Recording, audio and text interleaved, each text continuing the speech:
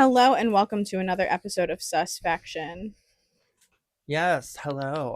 Today is an Acela-centric episode, and I am Kyle, And I'm Isella, and and we're we're your your hosts. hosts. So, today is another episode of Camp Cryptid. Yeah, what are we doing? What are we talking about? We're talking about La Lechuza. La Lechuza. So, Lechuza is the Spanish word for owl. So, its name in itself is not Oh, so scary. it's the owl. It's just the owl. Yep. Specifically, the barn owl. In Mexican, Texan, and Latin American folklore, La Lechuza, the owl, refers to a terrifying shape-shifting witch who sells her soul to the devil and transforms into a giant, human-faced owl to hunt for revenge or snatch children at night. That sounds like maybe the movie Spirited Away got a little bit of inspiration from La Lechuza because the main villain in it, Baba Yaga, or no, I'm sorry, Baba Yaga is also another Okay. um place where they got inspiration. But anyways, her name is Yubaba, and she's like kind of like an owl with a face. Hmm. Okay. An owl with a face. That was one of the pictures that I had posted on our reel as well. It was an owl with a face, and then most of them were more of a witch with an owl's face. With an owl's face. So it goes back and forth. So the transformation. She is described as an owl with an enormous wingspan and the wrinkled face of an old woman. She transforms at dusk to exact revenge or cause misfortune. She frequently imitates the sound of a crying baby or a weeping woman Ew. to lure curious people and children out of their homes at night. She's heavily known to prey on drunk people, wanderers, and unbaptized children. Traditional folklore claims she can be warded off by reciting the Magnificat, ignoring her cries, throwing salt, or wearing your clothing inside out. What's the Magnificat? Okay. The Magnificat is it's Latin for my soul. Um it's it's from a famous biblical hymn or canticle of the Virgin Mary found in the Gospel of Luke. It is sung by Mary during her visitation to her cousin Elizabeth shortly after discovering she is pregnant with Jesus. So it's a Catholic hymn Oh. or prayer, and it's the one like my soul magnifies the Lord. That one, Okay. yeah. So, um, but yeah, I when I read the first few words, I was like, I remember singing that in church. Oh, the legend of La Lechuza serves as a prominent cautionary tale in Hispanic culture, functioning as both a scary story to keep children in line and a tool to explain the perils of wandering alone at night. The origins of the legend, while lechuza is the Spanish word for barn owl, the mythical version is far more sinister. There are two widely accepted origin stories for how she came to be. The first is a deal with the devil. She is a bruja, or witch, who traded her soul for dark forces, or two dark forces for supernatural shape-shifting power. Oh The wow. Yeah. So that's That's a probably common story. yeah. Yeah. And then the other is that she is the reincarnation of a wronged woman. Mm. She was a woman who was brutally murdered or had a child killed by a malicious or intoxicated man. And she returned from the grave as a monstrous entity to seek vengeance on Avenge. society, Yeah, like a vengeful entity. I like that one. specifically targeting men, Yeah. which we did earlier. We did read that, she does target drunk people and men specifically. Right. So it's very possible that she is the reincarnation of a wronged woman. Some hunting tactics, I guess, for La Lechuza is that La Lechuza is notorious for terrifying and manipulative tactics to catch her prey, like we said before, with the frequently mimicking the sound of a crying baby or distressed animal to lure compassionate or curious people out of the safety of their homes. Now, this is where we're talking about the size. It differs, but when she transforms, she is said to be massive, often described as a bird 4 to 7 feet tall, with a staggering 15-foot wingspan. Whoa. Yeah. And she specifically targets drunkards, vagrants, unbaptized or disobedient children, and people with malicious hearts. So this is kind of like an Abrahamic cryptid. How so? Because like if you're like not baptized, like she comes after you or whatever, like it's almost like it's tied to the Abrahamic faith. Like if you have like a baptized child, you're safe. Oh, yes. And that seems to be very common, actually. There's a book and now a movie. I haven't watched the movie. My dad said the movie wasn't very good. And since I had read the book, I was like, well, I'm good. I don't That's need to usually the case. It's called Bless Me Ultima. And Ultima is a curandera, which is a good witch or one that does like curing. She is like a medicine woman. Yeah, a healer. Anyway, so Ultima is a curandera, and part of what she does is she can remove curses from other witches. So La Lechuza would be one of those other types of witches. But in Bless Me Ultima, Ultima can also, she doesn't turn into an owl, but she has an owl that like travels with her. Like a familiar. Yes, like more so, yeah. I would say definitely like a familiar, because in one scene, um there's a drunk man attacking Ultima, and the owl starts attacking him. Mm-hmm. So yeah, I would say definitely like a familiar. The owl kind of like stays with her, takes care of her, scopes out the scene before she gets there, sort of thing. Right. Yeah. Yeah. So that's a really good book if you're interested in more like um Mexican folklore, because it does talk about the ties between that magic side of religion, and then the kid in the book is also getting baptized, and like he's part of like the church and becoming part of the church. He wants to grow up to be a priest and like all of that, and he ends up through Ultima learning a lot more about the curandera side of things. And so I don't know, it's a really good read if you wanted to read it. I had to borrow my dad's copy, so I don't have my own, but it's really good. And it gives you a really good outlook on how those two types of faith have intertwined themselves in the Mexican culture. So, okay. How to protect yourself from La Lechuza. There are several methods and beliefs surrounding how to survive an encounter with or banish Lechuza. Salt and prayer. So, sprinkling salt in a circle or around a window is believed to repel her or force her to transform back into a human. Reciting religious verses, such as the 7 Blessed Prayers, is also considered an effective defense. Just ignoring the cries. So, kind of like in Appalachia, if you hear something, no, you didn't. Yeah, the best way to survive is to ignore the sounds of crying babies or whistling at night, as these are viewed as classic signs that she is nearby. Yep.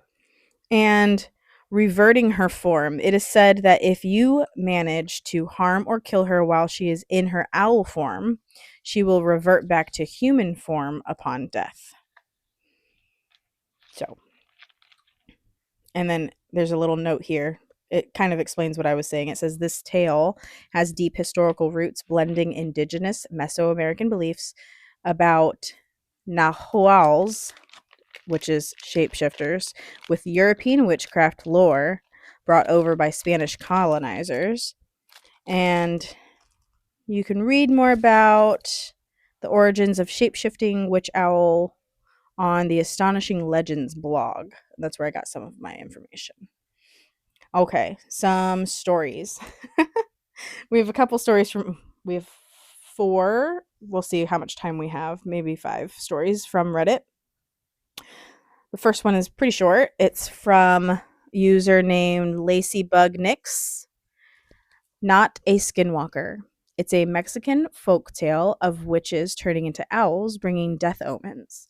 It can change on where in Mexico. So different parts of Mexico have a little bit of a different belief in how La Lechuza operates. That's why we had a few different details there shared. It can include stealing souls or children, death or destruction omens. And then she says, my father is indigenous and he heavily believes in his folktales. I didn't believe it until one night an owl landed in a tree next to our house. He was immediately on edge. It hooted some hours later.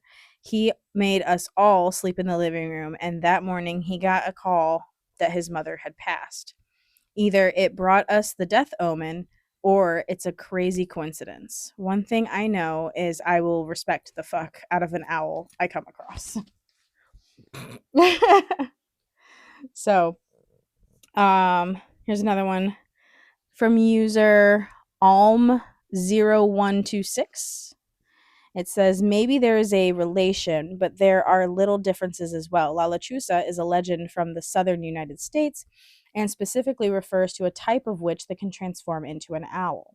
Mexican witches can turn into owls. I think the legend was originally from Mexico and then went to the US, since Lechuza is Spanish, or in Spanish, refers to a type of owl, not to the skin-changing entity, as well to other birds like guajolotes,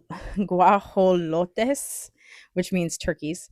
And, and at least where I live, they are known to do this because they eat babies and use these forms to seek for prey. So they turn into birds to get close to babies. The closest thing we have to the skinwalkers in Mexico are the nahuales, which are male witches. That's the name for a male witch. Oh, Mm-hmm. I thought it was like bruja and brujo. That would be the more like traditional term, but like the folk term, or the like, it's called oh, I lost it. Nahuales. Nahuales. It's a male witch that can transform into an animal. So this specific power, they have to have that specific power. So they can transform into animals to cause general mischief, from stealing farm animals to kidnap or kill people. They are often linked to Santeria and curanderoism. Curanderoismo is what she said. The Mexican version of the native medicine, and of course, in Native American terms, the practices of the Nahuales fall under the bad medicine, magia negra, or black magic. Mm-hmm. So, yeah, so that's why they're feared mostly, is because La Lechuza and shape-shifting witches are all part of the bad magic, the black magic idea that people share. Okay. Here's one called La Lechuza, the Owl Witch. It says, true story.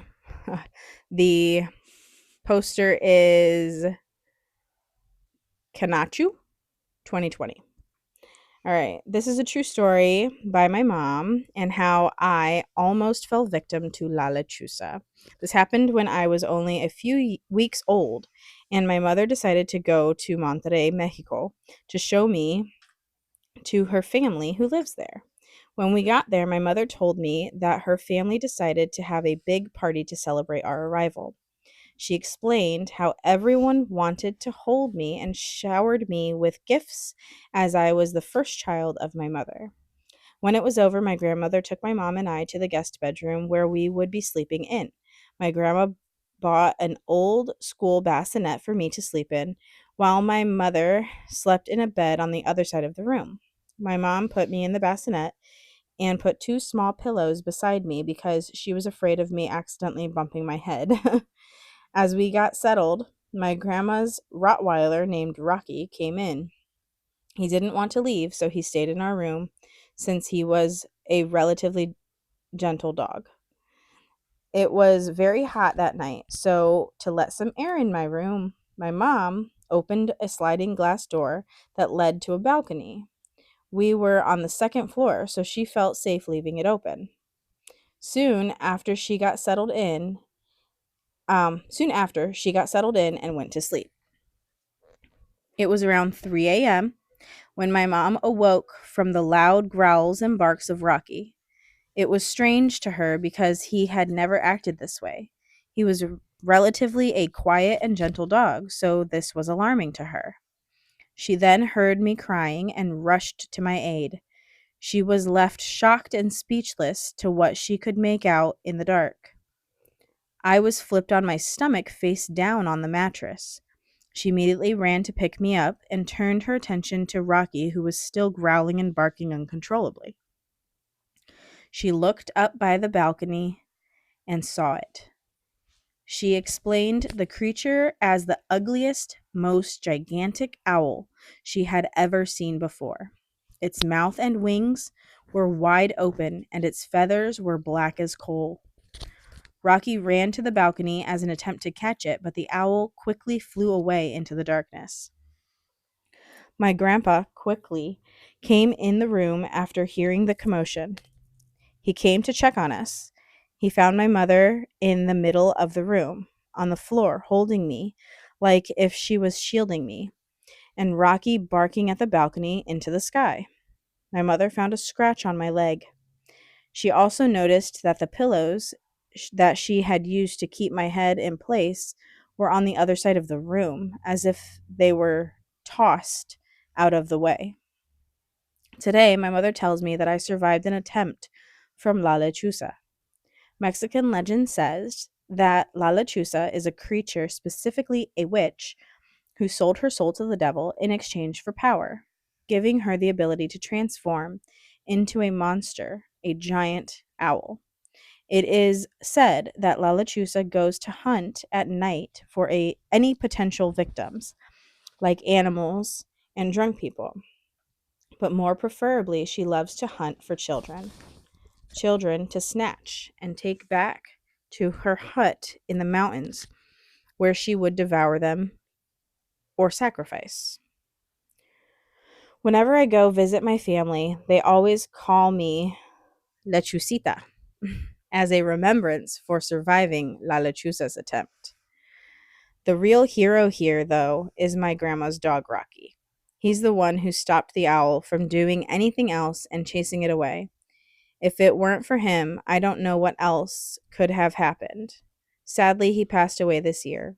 I couldn't get to see him beforehand as I live in the US, but I'll always remember him as my hero. Oh. My mother bought Rocky at least 10 bags of treats for protecting us that night, the day after the incident. I'm 17 years old now, and I still have a small scar on my leg, the same place where my mom told me the owl had scratched me. Though I know logically that it could have been just a regular, oddly gigantic owl, it doesn't explain why it would have come in the house, pick up and toss the pillows beside me, and leave me face planted and with a small scratch that never healed properly. Okay. Oh, she put a new update in here. Oh. She said, um, I've noticed many people telling my story on different social medias, and that's so cool. Just leaving this update here to let people know that they can tell my story if they want to. I just ask that you mention my at, please, which I did. I've also updated my spelling errors as I was not the best double checker back then.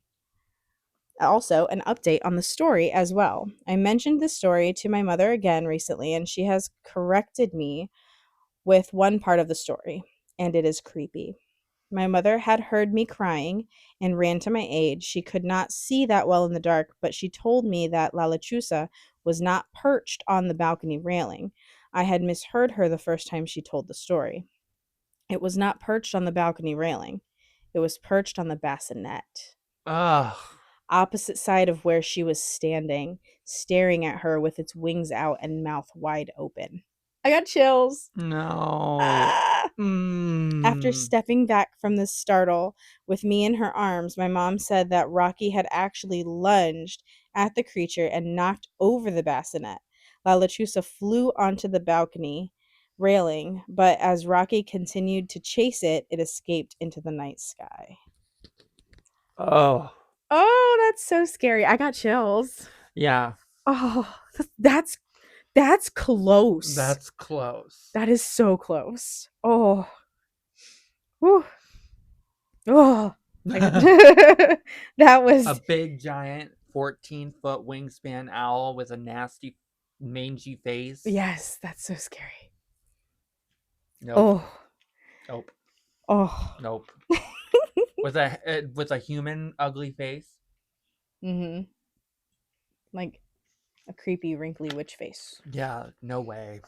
Cuz remember, this isn't just a regular witch, this is a bad witch. Right. Are you a good witch or a bad witch? Okay. I have how much time do we have? I have one more. I have two more, but this one's not as long, so we'll do this one. Okay. Okay. This one is from poster Fantasma 1309. The title is Lechuza or Lechuza. They weren't sure of the spelling, I think.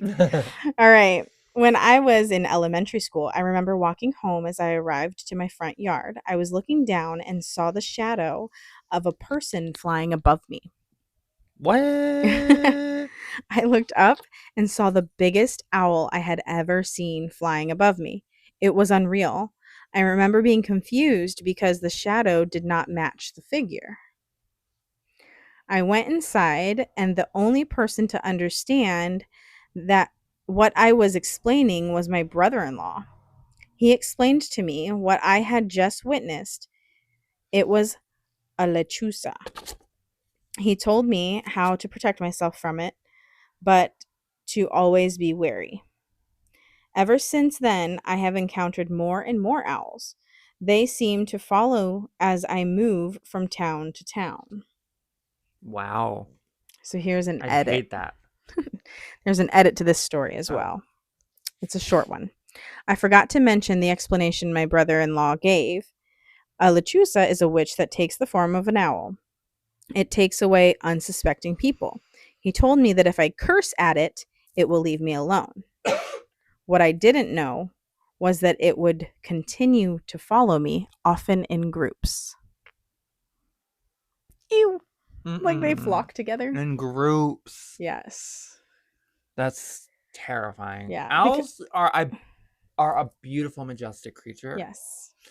But like an owl described and depicted this way is terrifying because owls are this much from being scary. You know what I mean? Yeah. 100%. So like they're so beautiful, but like they give me the creeps. They can be very. I mean, they've got talons like eagles, and they've got those heads that spin. Yeah. Like, I think La Lechuza is definitely a terrifying being, a terrifying cryptid. Yes, and the reason I wanted to cover this is because I heard a true crime story. There's a true crime story called The Owl. I don't know if you've heard it. No. The basis is that this man supposedly killed his wife or knocked her down the stairs, but he wasn't home. He had a really good alibi.